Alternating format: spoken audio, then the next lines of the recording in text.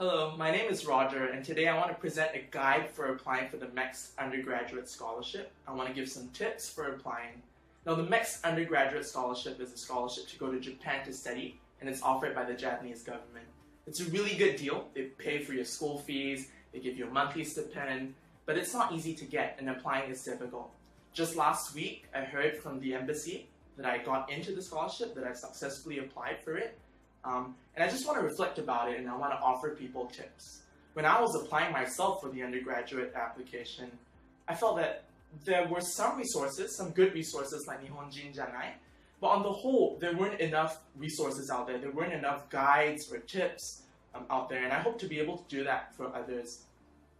The main disclaimer, though, is that I'm not MEXT, and I don't represent MEXT in any way at all. So everything that I say is just my personal opinion about what I think I did right. So without further ado, let's get started. Alright, so let's get to the first stage of the application, which is the actual paper application that you have to physically print out and submit to the embassy. Now there's a lot to talk about it, and I think I'll start with the administrative side of it, the kind of details, the personal contact details, the details about your address, your parents, your family, and things like that, which are necessary. There's a lot to write, so those who don't really have an eye for administrative detail can get lost in it, so it's good to start early. It's really, really good to start early and just to be attentive to the demands of each question. Some more administrative tips. I actually handwrote my application. When I submitted it to the embassy, they told me that that was not necessary, so I guess you don't have to if you don't want to.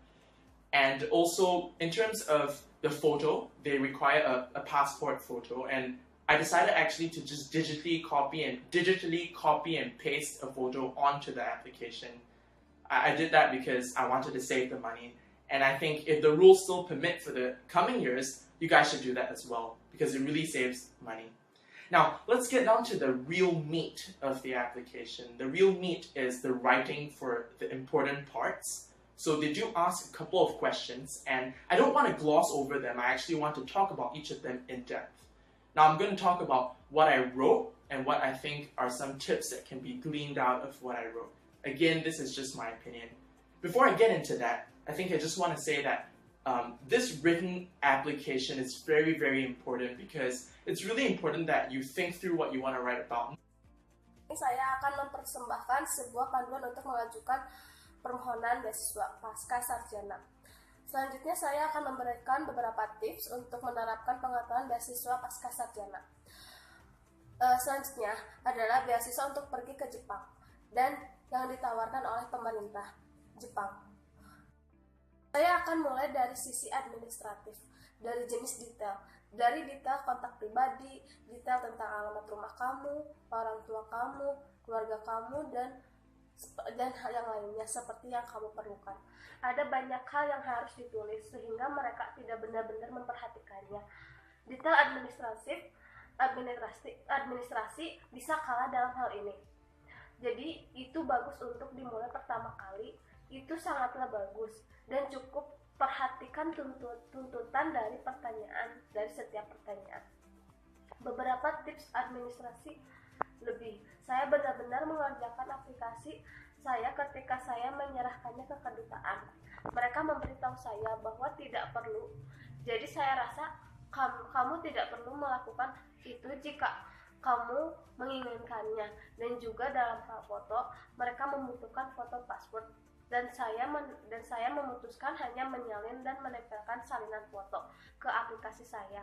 Saya melakukannya karena saya ingin menghemat uang, dan saya pikir jika peraturannya masih mengizinkan untuk tahun yang akan datang, kalian harus bisa melakukannya seperti yang saya lakukan. Sebab ini saya sangat menghemat uang. Sekarang mari kita mulai ke pokok permasalahan dari aplikasi tersebut. Pokok permasalahannya adalah tulisan untuk bagian-bagian yang penting. Jadi mereka mengajukan beberapa pertanyaan, dan saya tidak mau mengabaikannya, justru saya mau membicarakannya lebih dalam. Sekarang saya akan membicarakan mengenai apa yang saya tulis dan apa yang saya pikir. Ada beberapa tips yang bisa diperoleh dari apa yang saya tulis. Ini hanya pendapat saya. Sebelum saya memulai lagi hal itu, saya pikir saya hanya mau mengatakan hal itu. Aplikasi tertulis ini sangatlah penting karena itu sangat penting apa yang kamu tulis. Very, very important because it's really important that you think through what you want to write about, not only for this stage, but it'll help in the interview later. I'll explain why later again, but let's get started. So first, we're going to get down to the majors, right? The majors, you have to rank your top 3 majors, and for me, I chose law as my first, political science as my second, and Japanese literature as my third. That makes me bunke, so I am applying for humanities and arts and humanities instead of science. So I chose these because I felt confident about articulating my passion about these things, right? So, for example, for law, I was already in law school in my home country, so I felt I had a better chance to go on to do law with MEXT because of that. But not only that, I was really, really interested in law and how it was a framework of Japanese society, something new, something localized to Japan, and I was very, very excited to get into it. I chose political science because I've always been interested in political theory, but more specifically, I think ever since Abe came into power, there's been a lot of change in Japan. I've just been very interested about that. So I was very ready to talk about that. And then lastly, Japanese literature. I confess I don't really know very much about the koten, like the old words. Itu sangatlah penting tentang apa yang mau kamu tulis. Bukan hanya untuk tahap ini, tetapi itu akan menjelaskan lagi nantinya. Saya akan menjelaskan lagi nanti, tapi kamu tahu, mari kita mulai dari yang pertama. Kita akan turun ke jurusan. Jurusan-jurusan itu kamu harus memilih. Kamu harus memberi peringkat 3 jurusan teratas kamu, dan untuk saya memilih lebih banyak sebagai yang pertama ilmu politik, yang ketiga dan itu membuat saya menjadikannya sebuah panduan. Jadi saya mencoba untuk masuk untuk mengambil jurusan untuk kemanusiaan atau humaniora, seni dan kemanusiaan, bukannya ilmu. Jadi saya memilih ini karena saya merasa percaya diri tentang mengartikulasikannya. Saya semangat tentang hal ini. Baik contohnya untuk hukum, saya sudah di sekolah hukum di negara saya.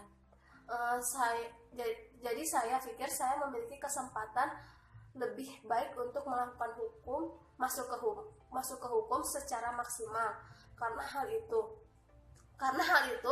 Tapi bukan cuma itu, saya sangat tertarik dengan hukum dan bagaimana itu adalah sebuah kerangka masyarakat Jepang sesuatu yang baru, sesuatu yang teralokasisasi Jepang, dan sangat bersemangat untuk masuk ke dalamnya. Saya memilih ilmu politik karena saya selalu tertarik dengan teori politik. Tapi lebih tepatnya saya pikir semenjak saya leluasa, saya baru tertarik tentang hal itu. Jadi sangat menyenangkan membicarakan tentang hal itu, tentang politik, dan saya juga tertarik, dan terakhir saya juga tertarik tentang sastra Jepang. Saya akui saya tidak benar-benar tahu banyak tentang kodan seperti karya-karya lama.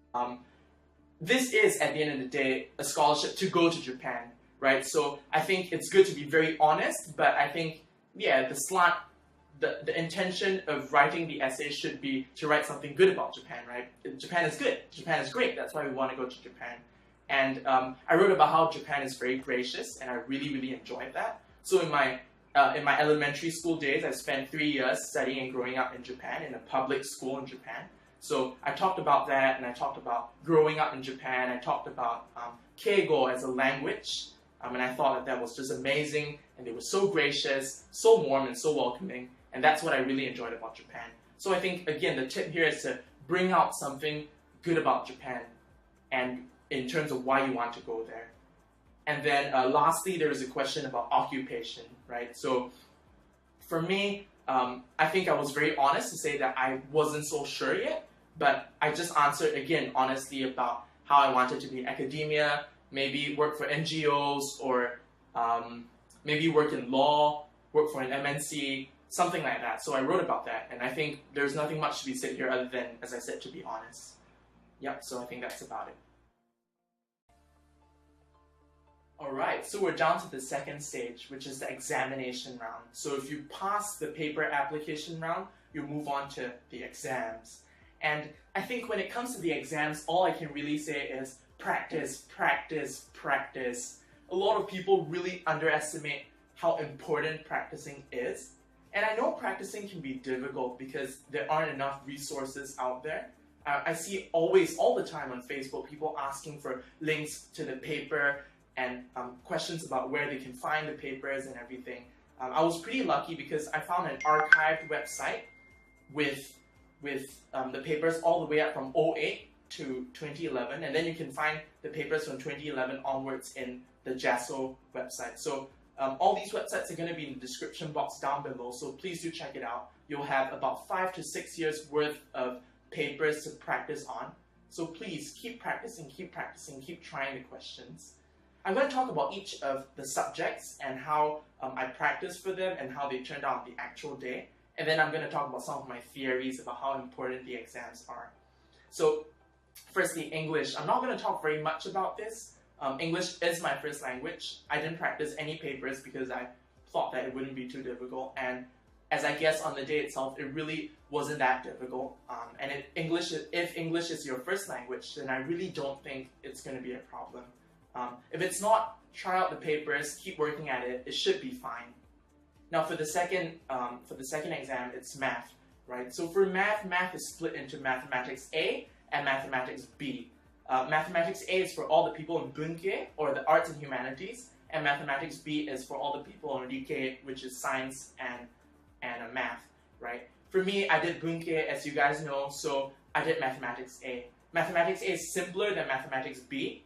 It has basic calculus, basic algebra, basic trigo, and I thought it was quite alright, but it can be quite inconsistent, ranging from year to year. So some years there was just some really strange, really difficult questions, and it's good to practice, as I said. I think I did a lot of practice, but on the actual day itself, when I actually did the Mathematics A paper, I thought it was incredibly difficult. I didn't know how to do so many questions, and for the most part, I didn't see all these questions come out in the practice papers before. So maksud penulisan esai harus menulis sesuatu yang bagus tentang Jepang. Jepang itu hebat, itulah mengapa kami ingin pergi ke Jepang. Dan saya menulis tentang Jepang itu benar-benar luasa. Dalam sejak saya di sekolah dasar, saya menghabiskan 3 tahun belajar dan tumbuh di Jepang di sekolah negeri. Jadi saya berbicara tentang itu, dan saya berbicara tentang kagle sebagai bahasa. Maksud saya itu sangat luar biasa, dan mereka begitu ramah, begitu hangat juga, dan bahwa saya sangat benar-benar menikmati suasana di Jepang. Jadi saya kembali ke tips di sini adalah untuk memunculkan sesuatu yang baik tentang Jepang dan dalam hal mengapa kamu menginginkannya pergi ke Jepang, dan kemudian ada pertanyaan tentang pekerjaan yang tepat bagi saya. Saya pikir saya sangat jujur mengatakan bahwa saya belum begitu yakin, tetapi saya hanya menjawab lagi dan jujur tentang bagaimana saya ingin menjadi akademisi, mungkin bekerja untuk LSM atau mungkin bekerja di bidang hukum. Pekerjaan mereka dan melihat sesuatu seperti itu. Jadi saya menulis tentang itu, dan saya pikir tidak ada banyak yang bisa dikatakan di sini selain seperti apa yang saya katakan sebelumnya. Jadi saya pikir tentang hal itu. Ke tahap kedua yang merupakan ujian putaran. Jadi jika kalian jeda kertas aplikasi dunia,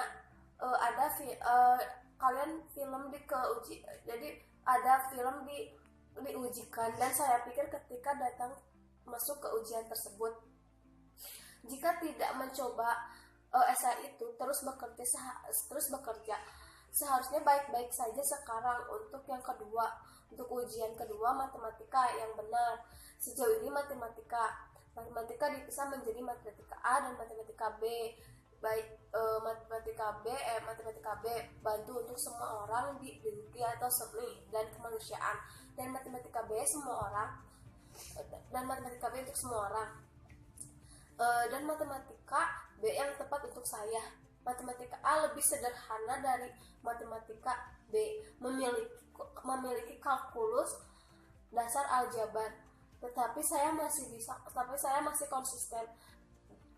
Mulai dari tahun ke tahun sehingga beberapa tahun, itu hanya beberapa yang aneh. Saya akan mengajukan pertanyaan dan baiknya untuk berlatih seperti yang saya katakan. Saya pikir saya melakukan banyak latihan, tetapi pada hari itu sendiri, ketika saya benar-benar mengerjakan matematika dan kertas yang saya pikir itu sangat sulit, saya tidak tahu bagaimana melakukannya. Begitu banyak pertanyaan, saya tidak melihat semua pertanyaan ini muncul di kertas latihan sebelumnya, jadi saya cukup merasa gugup dan saya cukup banyak tidak dapat melakukannya hampir semua pertanyaan.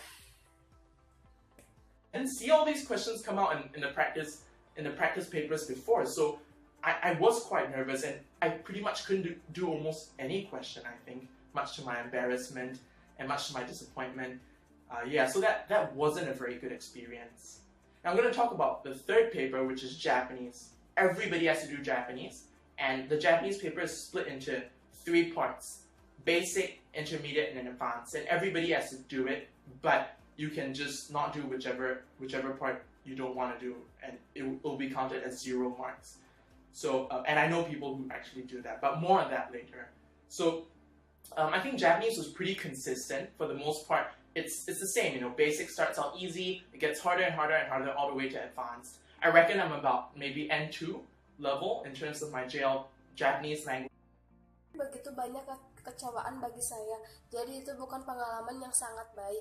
Saya akan berbicara tentang kertas ujian ketika di Jepang. Semua orang harus mengerjakannya. Esai Jepang dibagi menjadi bagian dasar. Semua orang harus bisa mengerjakan itu. Bagaimana kalian mengerjakannya, dan di situ juga akan dihitung dari poin dasar sehingga saya tahu orang yang benar-benar mengerjakan itu. Tetapi nanti saya pikir Jepang cukup terdiri dari sebagian besar yang sama. Kalian tahu, dari esai lebih sulit dan lebih keras sampai ke tingkat lanjut. Terima kasih.